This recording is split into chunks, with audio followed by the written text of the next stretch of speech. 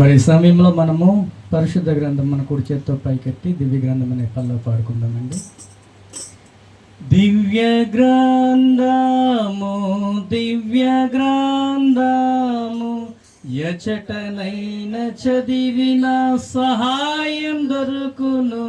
కష్టములు వచ్చిన దుఃఖములు కలిగిన విడువకుండా చదువుడి దివ్య గ్రంథము దివ్య గ్రంథము దివ్య గ్రంథము ఎచటనైన చదివిన సహాయం దొరుకును.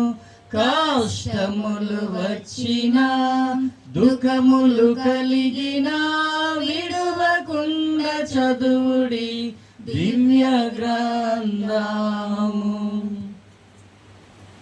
మంచిది ప్రియులారా, మరి దేవుని వాక్యాన్ని చూసుకుందాము.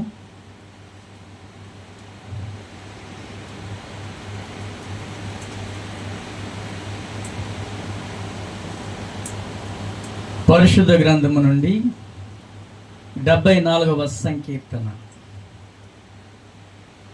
కీర్తన వాక్య భాగము 74వ సంకీర్తన.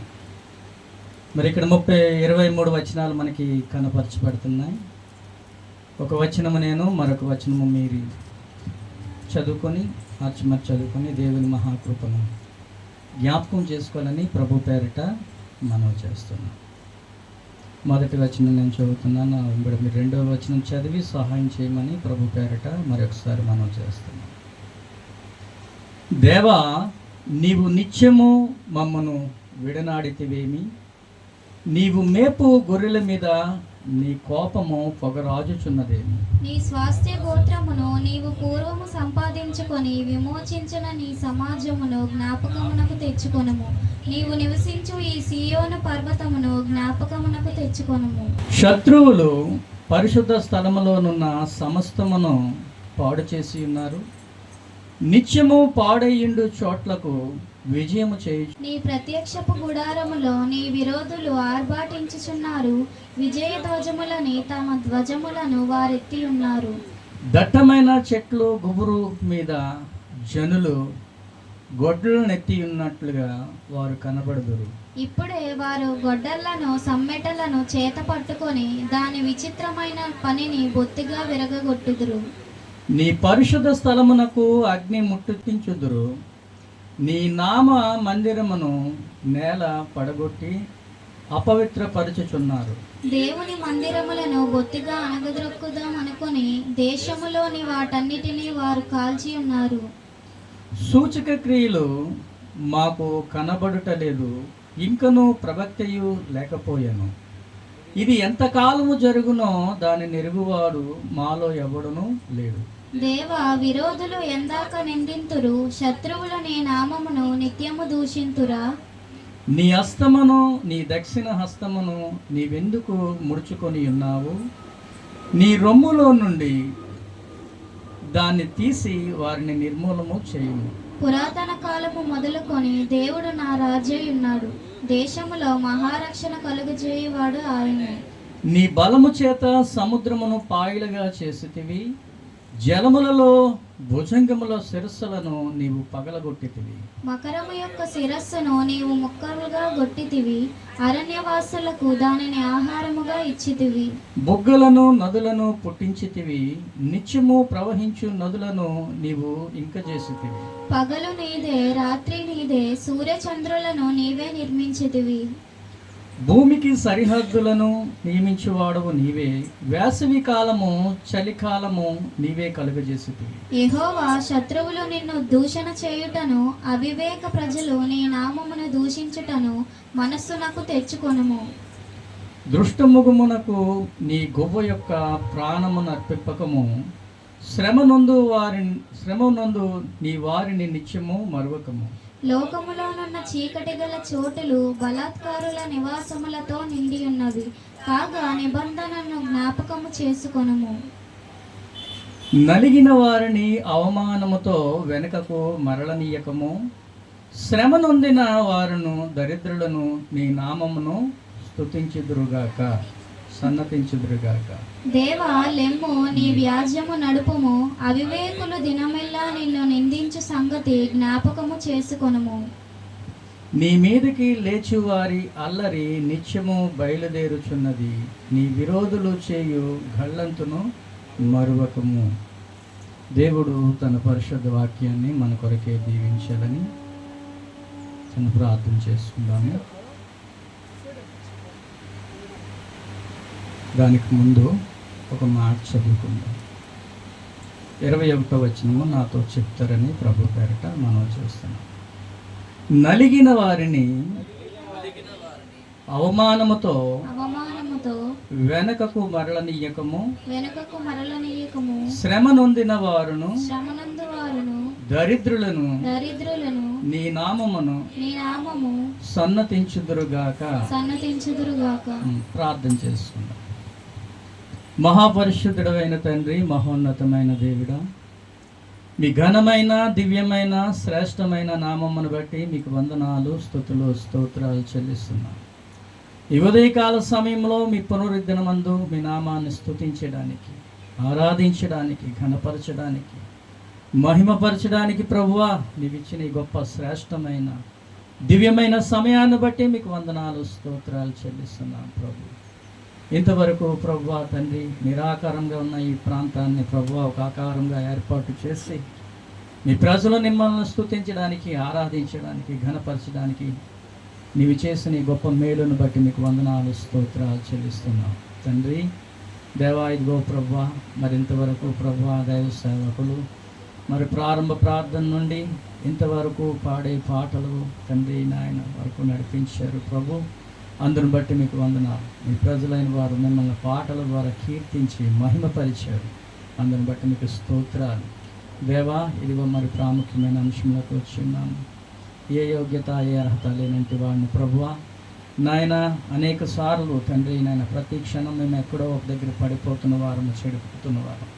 అయినా నీ మహాకృపను బట్టి ప్రభువా నీ మమ్మల్ని ప్రేమిస్తున్నావు కనుక తండ్రి ఈ యొక్క ఉదయకాల సమయంలో మీ సన్నిధిని నిలబడి తండ్రి నాయన ఈ వాక్యాన్ని చవి చూస్తుండగా మీరు మమ్మల్ని దర్శించమని వేడుకుంటున్నాం ప్రభు. మీకు స్తోత్రాలు చెల్లిస్తున్నాం. వాక్యమై ఉన్న దేవుడు వాక్యానుసారంగా మీరు మమ్మల్ని దర్శించి మీరే మాతో మాట్లాడి మమ్మల్ని నడిపించమని, ఇంకా జరగబోయే ప్రతి కార్యక్రమం స్తుతి ఆరాధనలోను వాక్య పరిచయంలోను తండ్రి మీరు మాతో ఉండి మీ పరిశుద్ధాత్మ సంచారం మా మధ్యన జరిగించి తండ్రి మీరు నడిపించమని వేడుకుంటున్నాం.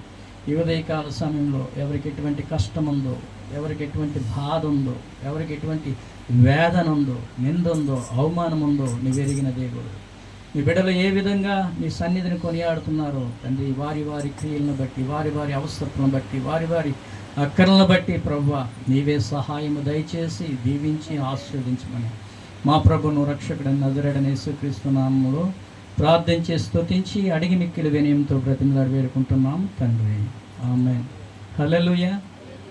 మంచిది ప్రియులారా. మరి కీర్తన ఆసాపు భక్తుడు రాసినట్టుగా మనకి కనిపిస్తుంది. ఈ పుట్టినోట్లో ఆసాపు కీర్తన దైవజానము అని మనకు కనిపిస్తుంది. మరి అన్ని వచనాలు మనం చూసుకోవడానికి సమయం చాలదు. ఒకే ఒక వచనం చూసుకొని దాని కొరకు మనం మాట్లాడుతున్నాం. ఎందుకంటే మరి ఇవన్నీ చూడాలంటే చాలా కష్టతరమైన పని.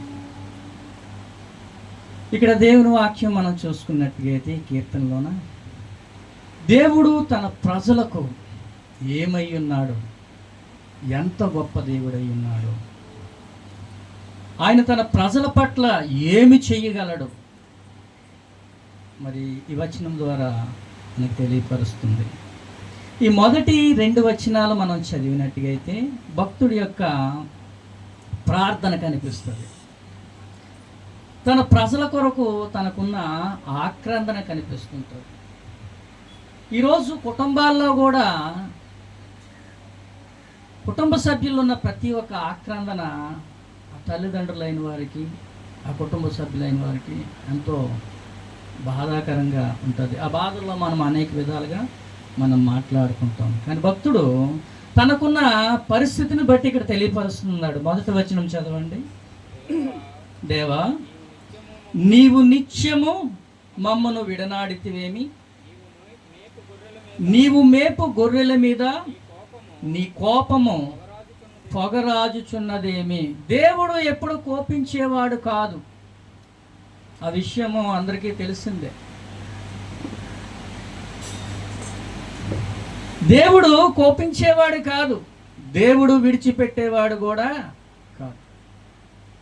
మన పిల్లలు తప్పు పని చేసినప్పటికీ కూడా లోకానుసారమైన తల్లిదండ్రులమైన మనమే మన పిల్లల్ని విడిచిపెట్టాం. దేవుడు ఎలా విడిచిపెడతాడు? దేవుడు విడిచిపెట్టేవాడు కాదు.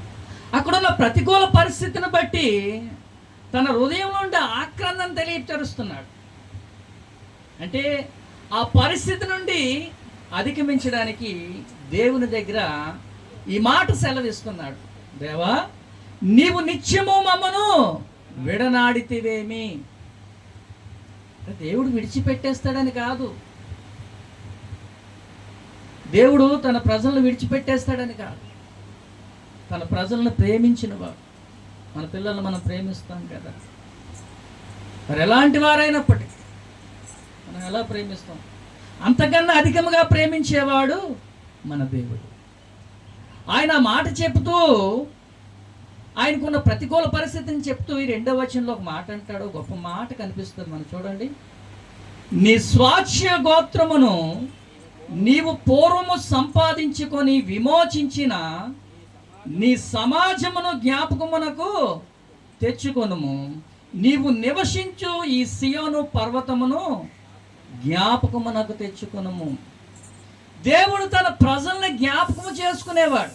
చాలామంది అనుకుంటారు, ఏటి ఇన్ని సంవత్సరాలు బట్టి నేను ప్రభువులో ఉన్నాను, ప్రభు దగ్గరికి వస్తే నా జీవితం మారిపోతుంది అనేసి చాలామంది ప్రభు సన్నిధానానికి రావడానికి ఆశపడుతుంటారు, వస్తుంటారు కూడా. వచ్చిన తర్వాత కొన్ని ప్రతికూల పరిస్థితులు వాళ్ళని వెంటాడుతుంటాయి. అప్పుడు వారి జీవితంలో ఎటువంటి బాధ కనిపిస్తుంటుందంటే ఈ మొదటి వచనం చదివినట్టుగా ఉంటుంది.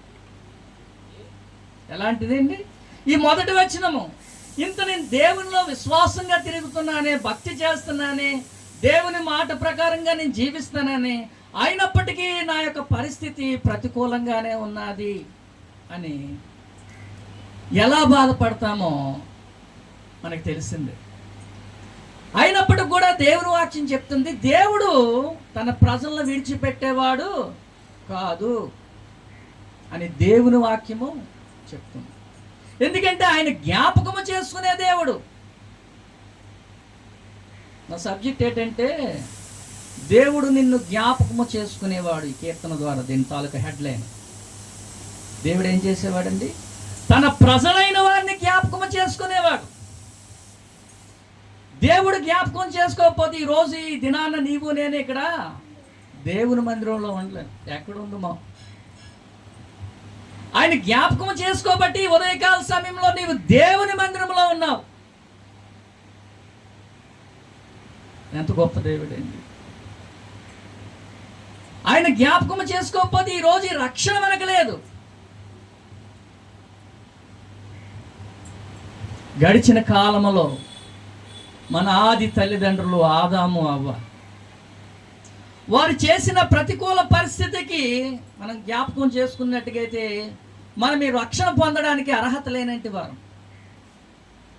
ఏమండి? ఎందుకంటే దేవుడిచ్చే మహారక్షణ వాళ్ళు కోల్పోయారు. అయినప్పటికీ దేవుడు ఆదామును విడిచిపెట్టలేదు, ఆ కుటుంబాన్ని విడిచిపెట్టలేదు.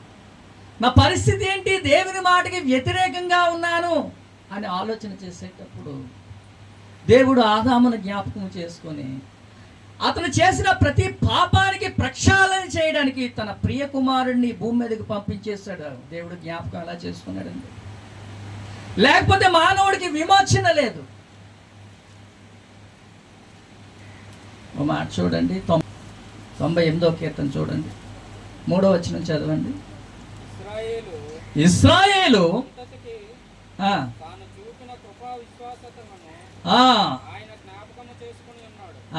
ఇశ్రాయేలు సంతతికి తాను చూపిన కృపా విశ్వసత్యతలను ఆయన జ్ఞాపకము. ఇశ్రాయేలు ప్రజలు ఎలాంటి తిరుగుబాటు చేశారో దేవుడి మీద. అయినా దేవుడు వారిని విడిచిపెట్టలేదు. దేవుడు ఏం చేశాడంట? వారిని జ్ఞాపకం చేసుకున్నాడు. నిజానికి ఆదాము చేసే ప్రతి తప్పుదమును బట్టి దేవుడు జ్ఞాపకం చేసుకోకపోతే ఈరోజు దేవుని మందిరంలో నీవు నేను ఉండలేను. తన బ్రతికి ఏమైపోతుంది, నా పరిస్థితి ఏంటి, దేవుడు ఇచ్చే దర్శనాన్ని నేను కోల్పోయాను అని ఆయన అనుకునేటప్పుడు దేవుడు జ్ఞాపకం చేసుకున్నాడు. దేవుడు జ్ఞాపకం చేసుకున్నాడే కాబట్టి ఆదాము సంతతి ఆ విధంగా నడిపించబడ్డాడు. మరొక మాట చూడండి, ఆదికాండం 8వ అధ్యాయం 1వ వచనం చదవండి. దేవుడు ఏటమ్మా? దేవుడు నోవాహును అతనితో కూడానున్న ఓడలోనున్న సమస్త జంతువులను సమస్త పశువులను జ్ఞాపకము చేసుకొనెను. దేవుడు భూమి మీద వాయువు విసరినట్లు చేయుట వలన నీళ్లు తగ్గిపోయాను. నోవాహు దినాల్లో భూమి మీద పాపము ప్రక్షాళన చేస్తుందంట. నోవాహు దినాల్లో పాపం ఎలా ఉందంటే అండి, బహుభయంకరంగా ఉందంట. దేవుడు ఈ భూమి మీద ఉన్న సమస్తాన్ని కూడాను ఆయన సర్వనాశనం చేసేయడానికి సిద్ధమైపోయేటప్పుడు ఆ పరిస్థితుల్లోన నోవాహుని దేవుడు జ్ఞాపకం చేసుకున్నాడు. ఈరోజు నీ పరిస్థితి ఏమైనప్పటికి కూడాను, నీ ప్రతికూల పరిస్థితి ఏమైనప్పటికి కూడాను, నీ స్థితిగతులు ఏమైనప్పటికి కూడాను జ్ఞాపకము చేసుకునే దేవుడు నీతో ఉన్నాడు. నోవాహు జలప్రళయంలో ఓడ సిద్ధం చేసుకొని నోవాహు కుటుంబ సభ్యులు, తర్వాత ఈ భూమి మీద సంచరించిన కొన్ని పక్షులు, జంతువులు, వాటన్నిటిని మరి ఓడలోకి ప్రవేశింపగానే గొప్ప జలప్రళయం వచ్చింది. ఈ జలప్రళయంలోన ఉంటారో ఊడుతారో కూడా తెలియదు వాళ్ళకి. కానీ దేవుడు ఆ కుటుంబంలోన దేవుడు చేసిన గొప్ప అద్భుతం ఏంటంటే నోవాహుని దేవుడు జ్ఞాపకం చేసుకో.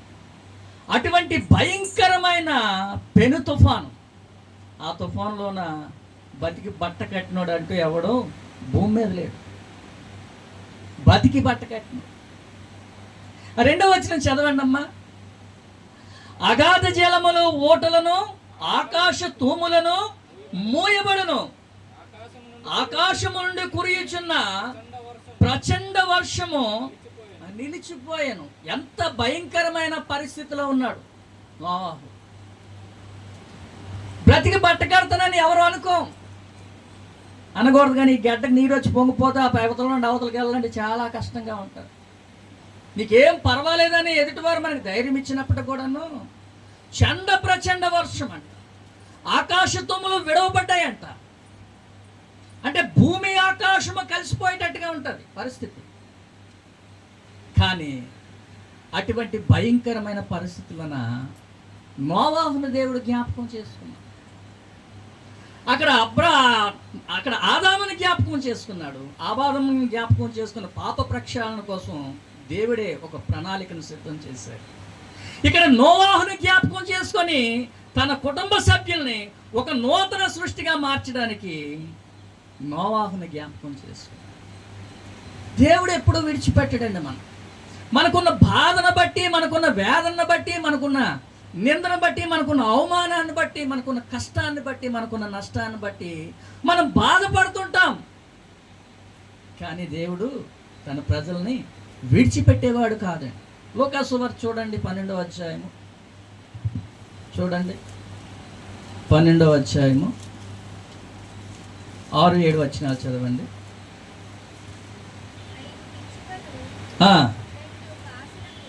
5 పిచ్చుకలు 2 కాసులకు అమ్మబడును కదా, అయినను వాటిలో ఒక్కటైనను దేవుని ఎదుట మరవబడదు.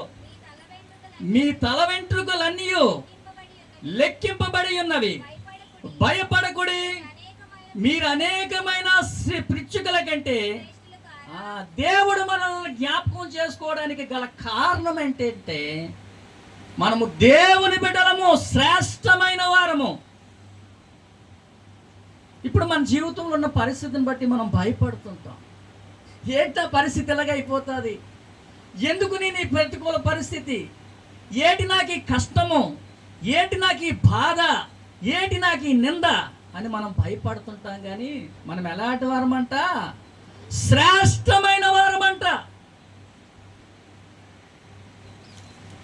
దేవుని ప్రజలు ఎలాంటి వాళ్ళండి, శ్రేష్టమైన వారంట. అందుగురించి అంటున్నారు, ఏమంటున్నారమ్మా ఇక్కడ, 5 పిచ్చుకలు 2 కాసులకు అమ్మబడును కదా, అయినను వాటి ఒక్కటైనను నువ్వెంత తక్కువ వాడివైనా దేవుడు నేను మర్చిపోడు. దేవుని రక్షణ అటువంటిదండి. ఆ నిరీక్షణలో నీవు నేను నడిపించబడాలి.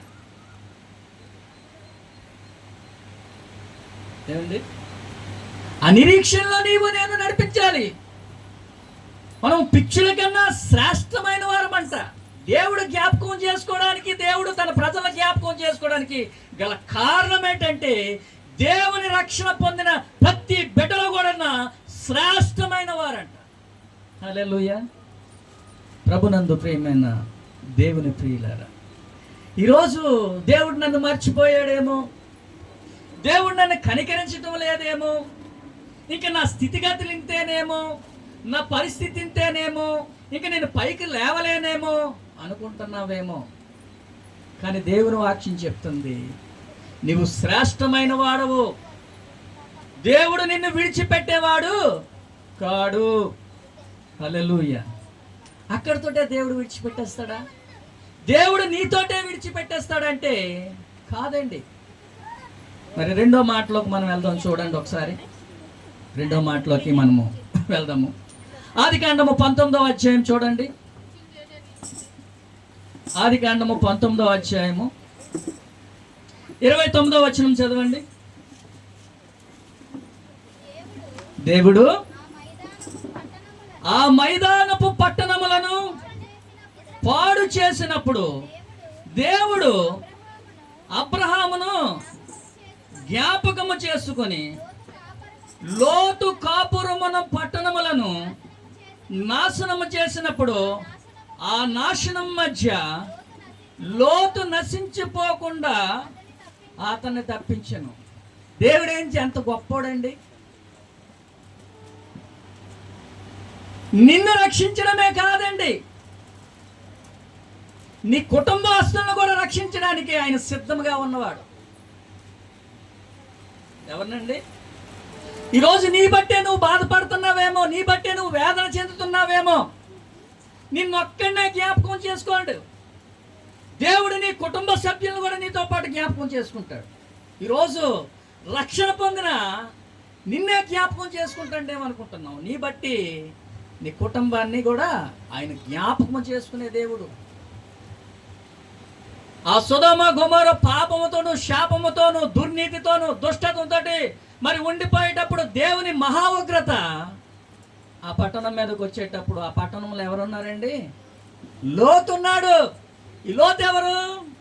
అబ్రహాము చిన్న అబ్రహాము తమ్ముడు కూడా.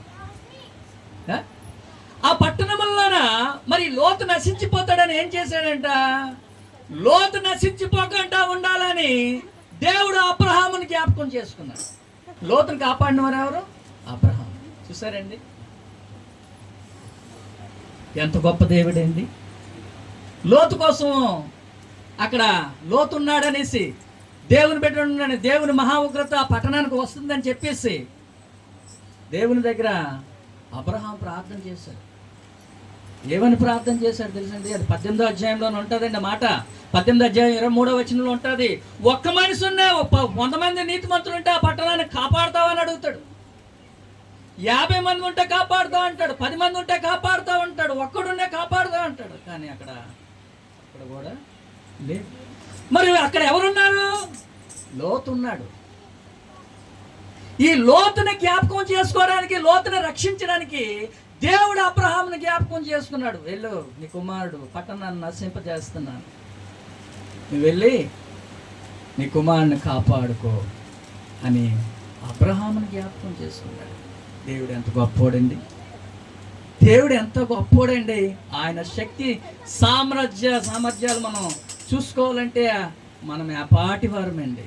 ఏమండి, ఎంత గొప్ప దేవుడండి మనం కలిగి ఉన్నాం. 1వ రాజుల గ్రంథం చూడండి, 11వ అధ్యాయము 34వ వచనం చదవండి. రాజ్యము వాని చేతిలో నుండి బొత్తిగా తీసివేయక నేను కోరుకొనిన నా సేవకుడైన దావీదు నా ఆజ్ఞలను అనుసరించి నా కట్టడలను ఆచరించెను గనుక దావీదును జ్ఞాపకము చేసుకొని అతని దినములన్నీ అతనిని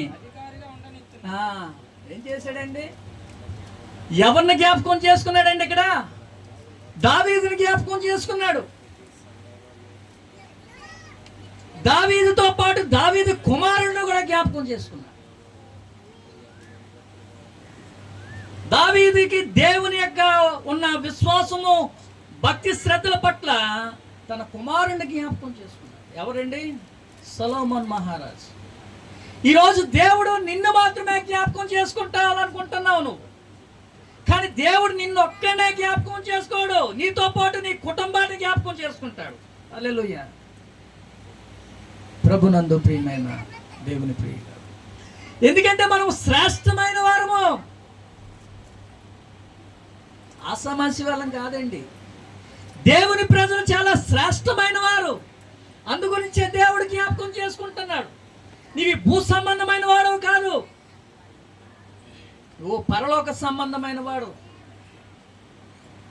దేవుడు మన కన్నాడు.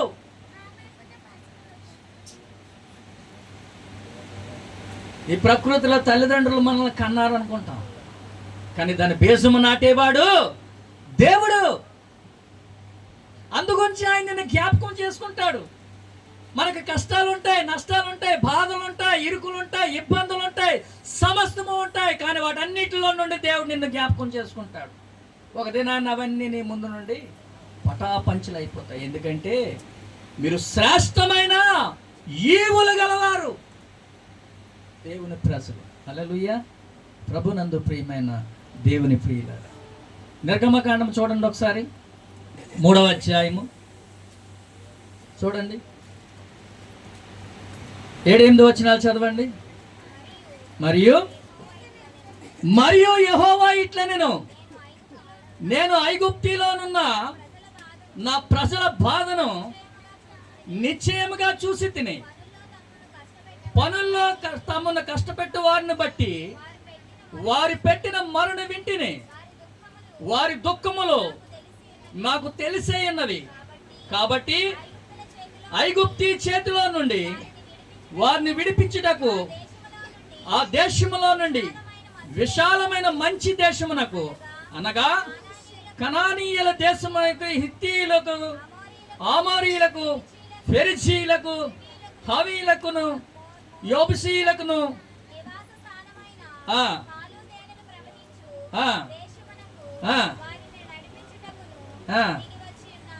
దేవుడు ఇశ్రాయేలు ప్రజలను ఎలా జ్ఞాపకం చేసుకున్నాడండి చూసారా? దేవుడు ఇశ్రాయేలు ప్రజలను జ్ఞాపకం చేసుకున్నాడు. తన ప్రజలను విడిచిపెట్టేవాడు కాదు. వీరు అనేక సార్లు తిరుగుబాటు చేసేవారు, మనకు అందరికీ తెలుసు. 430 సంవత్సరాలు బానిసత్వంలో ఉన్నారు. అయినా దేవుడు తన ప్రజలను విడిచిపెట్టాడు. వారి బాధల నుండి, వేదల నుండి ఆయన ఏం చేశాడంటే తీసివేసి వారిని జ్ఞాపకం చేసుకున్నాడు.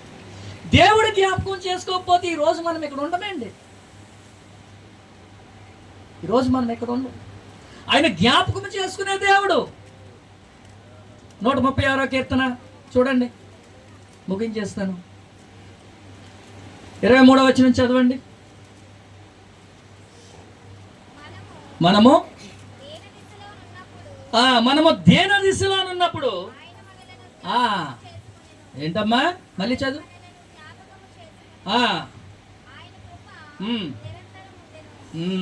ఎంత గొప్ప మాట అండి. 136వ కీర్తనలో అంటున్నాడు, మనమంట దేన దశలో ఉన్నప్పుడు నువ్వే కష్టంలో ఉన్న దేవుడు నిన్ను జ్ఞాపకం చేసుకునేవాడు. ఇది గుర్తుంచుకోండి. నువ్వే సమస్యలు ఉన్న దేవుడు నిన్ను జ్ఞాపకం చేసుకుంటాడు. నువ్వు ఎటువంటి పరిస్థితులు ఉన్న దేవుడు నిన్ను జ్ఞాపకం చేసుకుంటాడు. ఆయన విడిచిపెట్టేవాడు కాడండి. హల్లెలూయా. ప్రభునందు ప్రియమైన దేవుని ప్రియులరా, ఆ పక్క పేపర్ తిరిగేయండి. 113వ కీర్తన తిరిగేయండి. అలాగే 8వ వచనం చదవండి.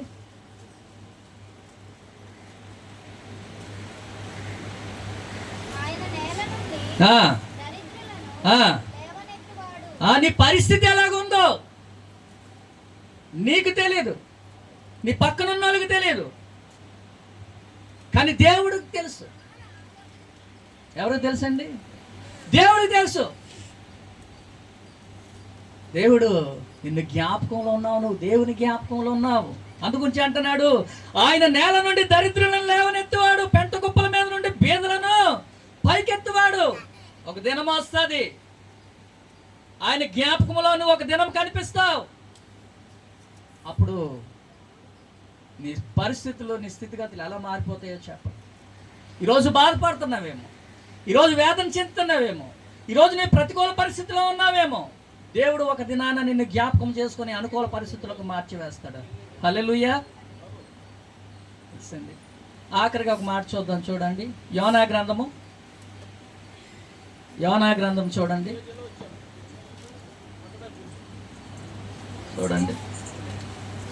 హల్లెలూయా. చూడండి, యోనా గ్రంథము 2వ అధ్యాయము చూడండి, 7వ వచనం చదవండి. కోపములో నుండి నా ప్రాణము నాలో మూర్ఛిల్లగా నేను యెహోవాను జ్ఞాపకము చేసుకొంటిని. నీ పరిశుద్ధ ఆలయములోకి నీ యొద్దకు నా మనవి వచ్చెను. యోనా ఎలాంటి పరిస్థితిలో ఉన్నాడండి? శాప కడుపులో ఉన్నాడు, మహా అగాధంలో ఉన్నాడు. సముద్రంలో ఉంటే ఏమో అనుకుందాం, పొట్టలో ఎలాగుంటుందండి? మన పొట్టలోనే ఎంత దరిద్రం ఉంటుందో తెలుసండి. తినేది శ్రేష్టమైన ఆహారమే కానీ లోన భయంకరమైన విసర్జన. అలాంటి కోపంలో నుండి అటువంటి శ్రమలో నుండి యోనా దేవుణ్ణి జ్ఞాపకం చేసుకున్నాడు. హల్లెలూయా. అందుగురించి అంటున్నాడు, కోపములో నుండి నా ప్రాణము నాలో మూర్ఛిల్లగా నేను యెహోవాను జ్ఞాపకము చేసుకుంటుని. నీ పరిశుద్ధాలయములోకి నీ యొద్దకు నా మనవి వచ్చెను. నువ్వు దేవుణ్ణి జ్ఞాపకం చేసుకోవాలి. ఈ రోజుల్లో ప్రజలు ఏం చేస్తున్నారంటే పరిస్థితిని పక్కోళ్ళ దగ్గర జ్ఞాపకం చేసుకుంటున్నారు. అమ్మ నా కష్టం ఎలాగుంది, నా బాధ ఎలాగుంది, నా మనం ఎలాగుంది అనేసి పక్కోళ్ళ దగ్గర జ్ఞాపకం చేసుకుంటారు. కాదండి, దేవుని దగ్గర జ్ఞాపకం చేసుకోమని దేవుని వాక్యం చెప్తుంది. ఎందుకంటే దేవుడు నిన్ను జ్ఞాపకం చేసుకునేవాడని ఇప్పటి వరకు చూసాం. నిన్ను జ్ఞాపకం చేసుకునేవాడు కాదు కానీ నీ కుటుంబాన్ని కూడా దేవుడు జ్ఞాపకం చేసుకునేవాడని దేవుడు వాక్యము స్పష్టంగా తెలియపరుస్తుంది. కాబట్టి మనం ఈ యొక్క ఉదయకాల సమయంలో మన పరిస్థితి ఏదైనప్పటికీ కూడా దేవుడు మనల్ని జ్ఞాపకం చేసుకుంటున్నాడు. ఒక దినము నా దగ్గరకు వస్తుంది, నేను అద్భుతంగా ఉంటానని గొప్ప నిరీక్షణతో నేను నడిపించబడాలనే దేవుని వాక్యం స్పష్టంగా సెలవిస్తుంది. అందుగురించే భక్తుడు ప్రార్థన చేస్తున్నాడు. తనకున్న పరిస్థితుల్లో నుండి, తనకున్న బాధల్లో నుండి, తనకున్న ప్రతికూల పరిస్థితుల్లో నుండి ఎలా చేస్తున్నాడంటే, దేవా నీవు నిత్యము మమ్మను విడనాడితివేమి. ఆ మాట అంటే అంతర్గామంలోని ఎంత బాధ ఉంటుందో తెలుసండి, ఎంత బాధ ఉంటుందో. నీవు మేపు గొర్రెల మీద నీ కోపము పొగరాజుచున్నదేమిది. మేము నీ స్వాచ్ఛమైన వారమయ్యా, నీ బిడ్డలమయ్యా. కానీ దేవుడు మనల్ని జ్ఞాపకం చేసుకున్నాడు. ఈ ఉదయకాల సమయంలో మన దేవుడు ఎలాంటి వాడండి? నిన్ను నన్ను జ్ఞాపకము చేసుకునే దేవుడు అనే దేవుని వాక్యాన్ని మనం చూస్తున్నాం. దేవుడు తన పరిశుద్ధ వాక్యాన్ని మన కొరకే దీవించి ఆస్వాదించబడిన దాకా. ఆమేన్.